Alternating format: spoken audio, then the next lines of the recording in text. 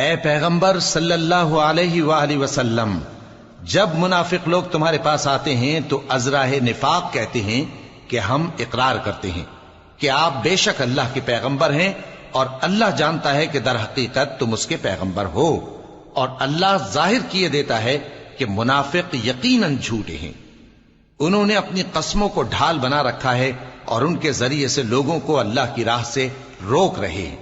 کچھ شک نہیں کہ جو کام یہ کرتے ہیں برے ہیں، یہ اس لیے کہ یہ پہلے تو ایمان لائے پھر کافر ہو گئے، تو ان کے دلوں پر مہر لگا دی گئی، سو اب یہ سمجھتے ہی نہیں۔ اور جب تم ان کے تناسب اعضاء کو دیکھتے ہو تو ان کے جسم تمہیں کیا ہی اچھے معلوم ہوتے ہیں، اور جب یہ گفتگو کرتے ہیں تو تم ان کی تقریر کو توجہ سے سنتے ہو، گویا لکڑیاں ہیں جو دیواروں سے لگائی گئی ہیں، بزدل ایسے کہ ہر زور کی آواز کو سمجھیں کہ ان پر بلا آئی۔